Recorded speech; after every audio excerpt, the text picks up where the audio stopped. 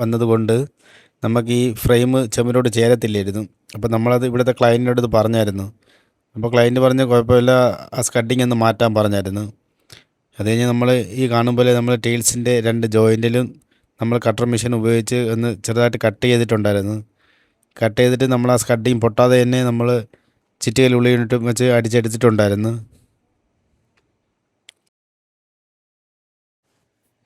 അത് കഴിഞ്ഞ് ഈ ഇളക്കിയ സ്കഡിങ് നമ്മൾ പുറത്ത് മാറ്റി വെച്ചിട്ടുണ്ടായിരുന്നു. ഇനി ഭാവിയിൽ ഇവർക്ക് എങ്ങനെ ഈ കബോർഡ് വല്ലതും കംപ്ലൈൻ്റായി വന്നാൽ തിരിച്ച് ഒട്ടിക്കാൻ കണക്കിന് നമ്മളത് ഭദ്രമായിട്ട് മാറ്റി വെച്ചിട്ടുണ്ടായിരുന്നു.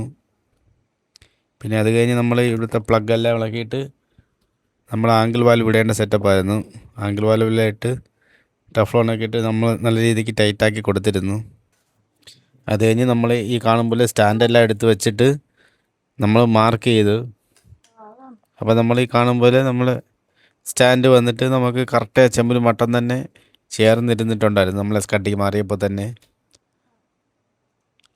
നമ്മൾ ഷെല്ലൊക്കെ ഇട്ട് മാർക്ക് ചെയ്തിട്ട് നമുക്കിവിടെ ഡ്രിൽ ചെയ്തത് നമ്മൾ 8 mm ഡ്രിൽ ബിറ്റിട്ടാണ് ഡ്രിൽ ചെയ്തത്.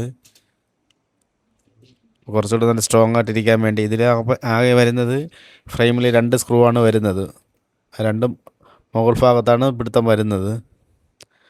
നമ്മൾ ഈ കാണുമ്പോൾ തറയിലുള്ള പൊടികളെല്ലാം മാറ്റി നല്ല തുറച്ചതിന് ശേഷം നമ്മൾ സ്റ്റാൻഡ് വെച്ച് പോയിട്ടപ്പോൾ വാശരം കൂടെ ആയിട്ടാണ് നമ്മൾ സ്ക്രൂ സെറ്റ് ചെയ്തത്.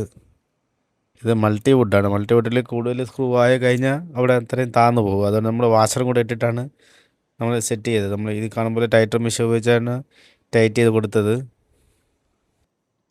അത് കഴിഞ്ഞ് നമ്മൾ ഈ കാണുമ്പോൾ ഫ്രെയിമിൽ നമ്മൾ സിലിക്കോണാണ് പുരട്ടുന്നത്. അത് നമ്മൾ ഈ ഫ്രെയിമിൻ്റെ 4 സൈഡും തേച്ചതിന് ശേഷം നമ്മൾ ഈ കാണുമ്പോൾ വാഷ് ബേസിനാണ് ഇറക്കി വെക്കുന്നത്. അപ്പോൾ വാഷ് ബേസിൻ നമുക്ക് പെട്ടെന്ന് സെറ്റായി വന്നതിന് ശേഷം നമ്മൾ അതിൻ്റെ ലെവലെല്ലാം നോക്കി കറക്റ്റായി ക്ലിയറായിട്ട് നമ്മൾ വെച്ചു. അതിനുശേഷം അതിൻ്റെ അടിയിൽ നമ്മൾ വേസ്റ്റ് ഹോസും കണക്ഷൻ ട്യൂബും എല്ലാം ഇട്ട് ടൈറ്റാക്കി കൊടുത്തിട്ട് അത് കഴിഞ്ഞിട്ട് ഇനി നമുക്ക് അടുത്ത് ചെയ്യാനുള്ളത് ഈ കാണുമ്പോൾ ഇതിൻ്റെ മിറർ യൂണിറ്റാണ്. മിറർ യൂണിറ്റ് നമ്മൾ സെറ്റ് ചെയ്യാൻ വേണ്ടി വാഷ് ബേസിൻ്റെ പുറത്ത് വെച്ചതിന് ശേഷം നമ്മൾ ഈ കാണുമ്പോൾ ഷെല്ലൊക്കെ ഇട്ടാണ് നമ്മൾ മാർക്ക് ചെയ്ത് കൊടുത്തത്.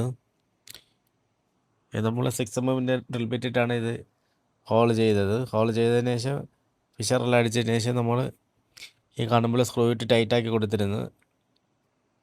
അങ്ങനെ നമ്മൾ വാഷ് ബേസിൻ്റെ പണിയെല്ലാം കഴിഞ്ഞിട്ടുണ്ട്. നമ്മളെ കൗണ്ടറിൻ്റെ ബാക്കി എല്ലാ ഫിറ്റിങ്സ് നമ്മളെല്ലാം ഫിറ്റ് ചെയ്ത് ഇനി നമുക്ക് വെള്ളം തുറന്ന് ചെക്ക് ചെയ്ത് നോക്കിയായിരുന്നു.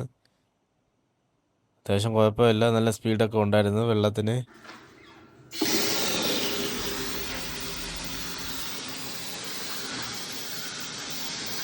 അപ്പോൾ വീഡിയോ ഇഷ്ടപ്പെട്ടാൽ ഒന്ന് ലൈക്ക് ചെയ്യാൻ മറക്കല്ലേ.